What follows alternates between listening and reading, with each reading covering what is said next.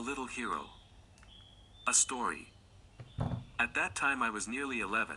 I had been sent in July to spend the holiday in a village near Moscow with a relation of mine called T, whose house was full of guests, 50, or perhaps more.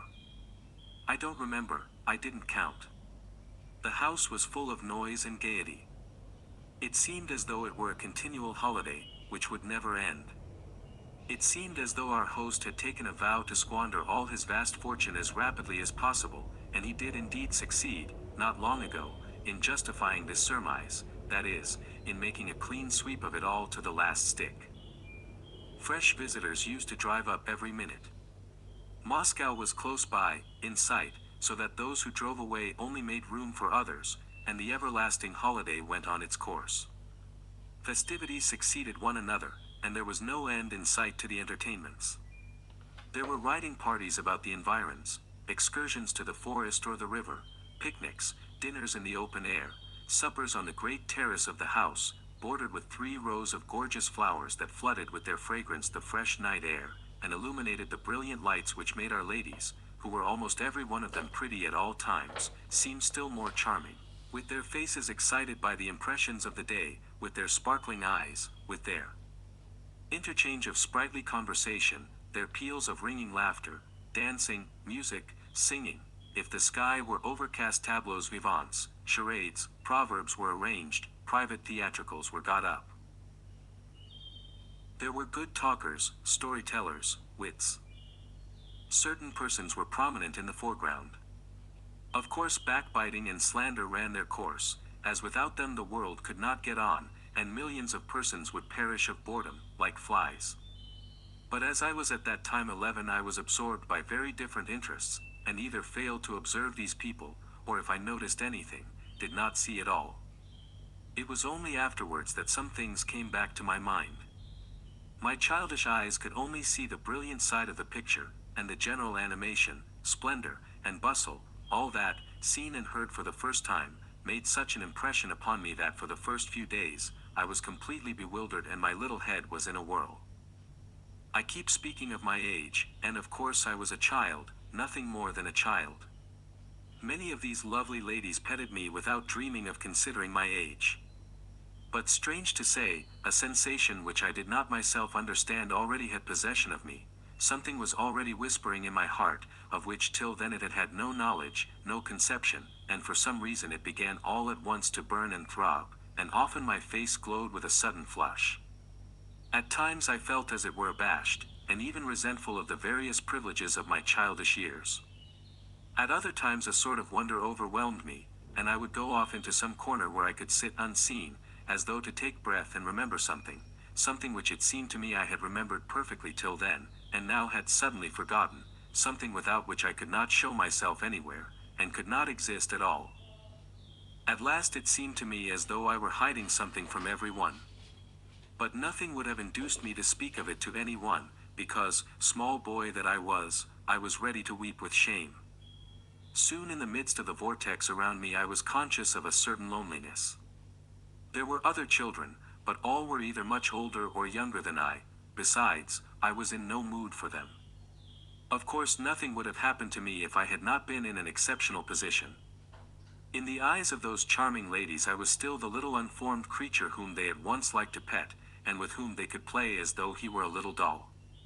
One of them particularly, a fascinating, fair woman, with very thick luxuriant hair, such as I had never seen before and probably shall never see again, seemed to have taken a vow never to leave me in peace. I was confused, while she was amused by the laughter which she continually provoked from all around us by her wild, giddy pranks with me, and this apparently gave her immense enjoyment. At school among her schoolfellows she was probably nicknamed the Tease. She was wonderfully good-looking, and there was something in her beauty which drew one's eyes from the first moment.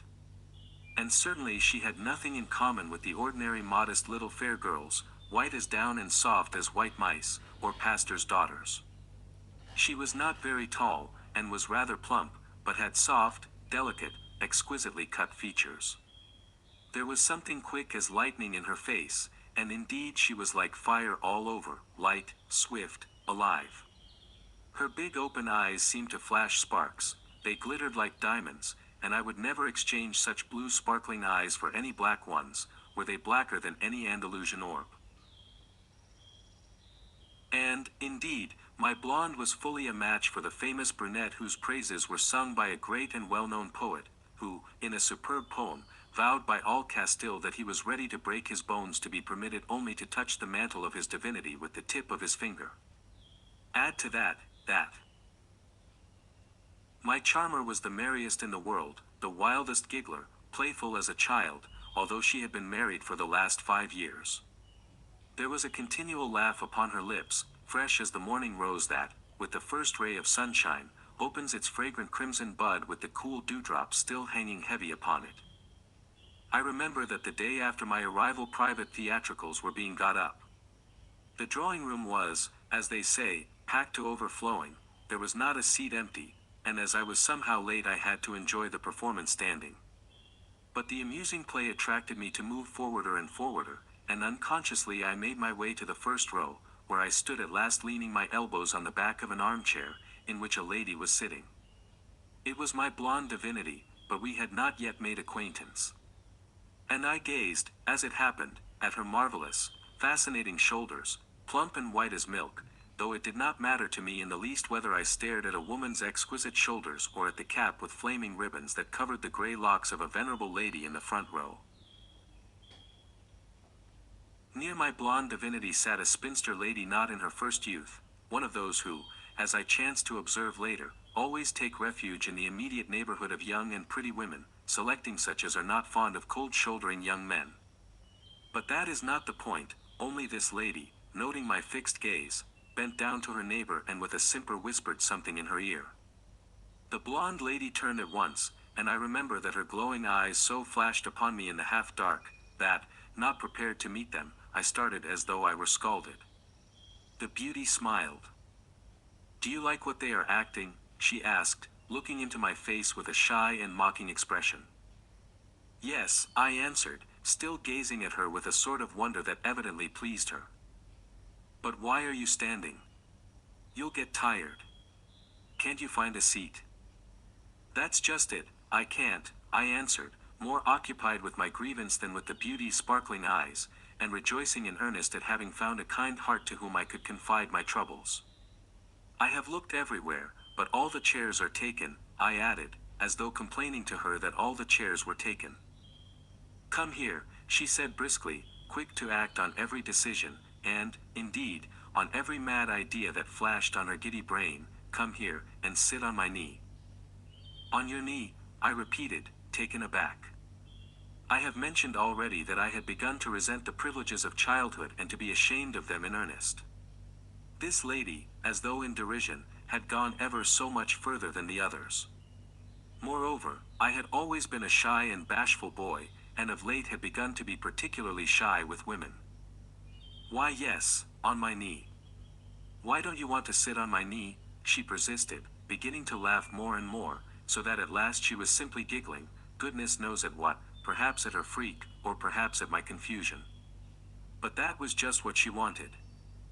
I flushed, and in my confusion looked round trying to find where to escape, but seeing my intention she managed to catch hold of my hand to prevent me from going away, and pulling it towards her, suddenly, quite unexpectedly, to my intense astonishment, squeezed it in her mischievous warm fingers, and began to pinch my fingers till they hurt so much that I had to do my very utmost not to cry out, and in my effort to control myself made the most absurd grimaces. I was, besides, moved to the greatest amazement, perplexity, and even horror, at the discovery that there were ladies so absurd and spiteful as to talk nonsense to boys, and even pinch their fingers, for no earthly reason and before everybody. Probably my unhappy face reflected my bewilderment, for the mischievous creature laughed in my face, as though she were crazy, and meantime she was pinching my fingers more and more vigorously. She was highly delighted in playing such a mischievous prank and completely mystifying and embarrassing a poor boy. My position was desperate. In the first place I was hot with shame, because almost every one near had turned round to look at us, some in wonder, others with laughter, grasping at once that the beauty was up to some mischief. I dreadfully wanted to scream, too, for she was wringing my fingers with positive fury just because I didn't scream, while like a Spartan, made up my mind to endure the agony, afraid by crying out of causing a general fuss, which was more than I could face. In utter despair I began at last struggling with her, trying with all my might to pull away my hand, but my persecutor was much stronger than I was. At last I could bear it no longer, and uttered a shriek. That was all she was waiting for. Instantly she let me go, and turned away as though nothing had happened, as though it was not she who had played the trick but someone else, exactly like some schoolboy who, as soon as the master's back is turned, plays some trick on someone near him, pinches some small weak boy, gives him a flip, a kick, or a nudge with his elbows, and instantly turns again, buries himself in his book and begins repeating his lesson, and so makes a fool of the infuriated teacher who flies down like a hawk at the noise. But luckily for me the general attention was distracted at the moment by the masterly acting of our host, who was playing the chief part in the performance, some comedy of scribes. Everyone began to applaud. Under cover of the noise I stole away and hurried to the furthest end of the room, from which, concealed behind a column, I looked with horror towards the place where the treacherous beauty was sitting. She was still laughing, holding her handkerchief to her lips. And for a long time she was continually turning round, looking for me in every direction, probably regretting that our silly tussle was so soon over, and hatching some other trick to play on me. That was the beginning of our acquaintance, and from that evening she would never let me alone. She persecuted me without consideration or conscience. She became my tyrant and tormentor. The whole absurdity of her jokes with me lay in the fact that she pretended to be head over ears in love with me, and teased me before every one. Of course, for a wild creature as I was, all this was so tiresome and vexatious that it almost reduced me to tears, and I was sometimes put in such a difficult position that I was on the point of fighting with my treacherous admirer. My naive confusion, my desperate distress, seemed to egg her on to persecute me more. She knew no mercy, while I did not know how to get away from her. The laughter which always accompanied us, and which she knew so well how to excite, roused her to fresh pranks. But at last people began to think that she went a little too far in her jests. And, indeed, as I remember now, she did take outrageous liberties with a child such as I was. But that was her character. She was a spoiled child in every respect. I heard afterwards that her husband, a very short, very fat, and very red-faced man, very rich and apparently very much occupied with business, spoilt her more than any one. Always busy and flying round, he could not stay 2 hours in one place. Every day he drove into Moscow, sometimes twice in the day, and always, as he declared himself, on business. It would be hard to find a livelier and more good-natured face than his facetious but always well-bred countenance. He not only loved his wife to the point of weakness, softness, he simply worshipped her like an idol. He did not restrain her in anything. She had masses of friends, male and female. In the first place, almost everybody liked her, and secondly, the feather-headed creature was not herself over-particular in the choice of her friends, though there was a much more serious foundation to her character than might be supposed from what I have just said about her. But of all her friends she liked best of all one young lady, a distant relation, who was also of our party now.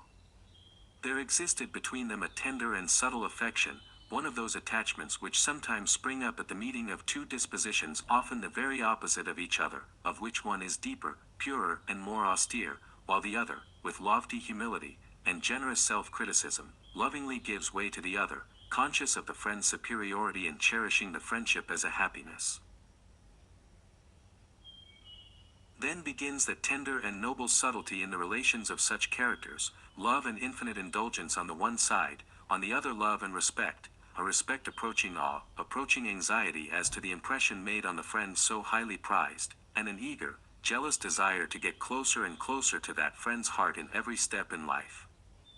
These two friends were of the same age, but there was an immense difference between them in everything, in looks, to begin with.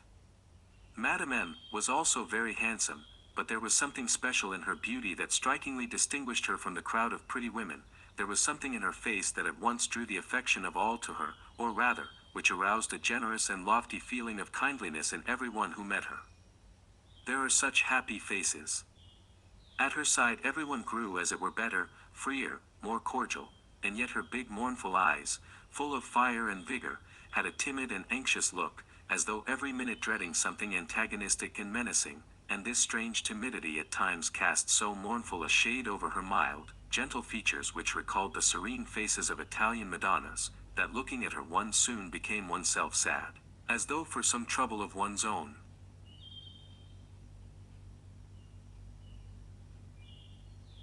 The pale, thin face, in which, through the irreproachable beauty of the pure, regular lines and the mournful severity of some mute hidden grief, there often flitted the clear looks of early childhood, telling of trustful years and perhaps simple-hearted happiness in the recent past, the gentle but diffident, hesitating smile, all aroused such unaccountable sympathy for her that every heart was unconsciously stirred with a sweet and warm anxiety that powerfully interceded on her behalf even at a distance, and made even strangers feel akin to her. But the lovely creature seemed silent and reserved, though no one could have been more attentive and loving if any one needed sympathy. There are women who are like sisters of mercy in life. Nothing can be hidden from them, nothing, at least, that is a sore or wound of the heart.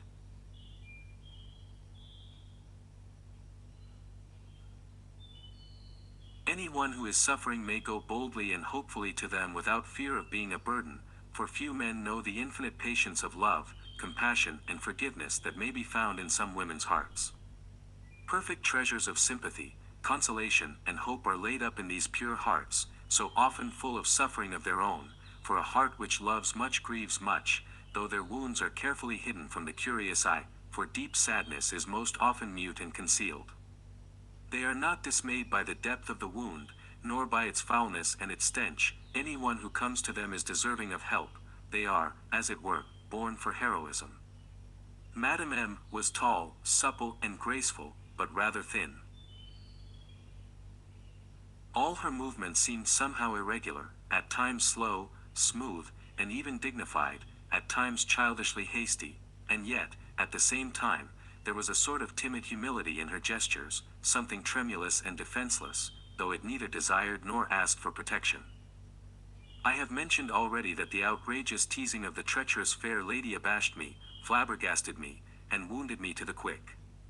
But there was for that another secret, strange and foolish reason, which I concealed, at which I shuddered as at a skeleton.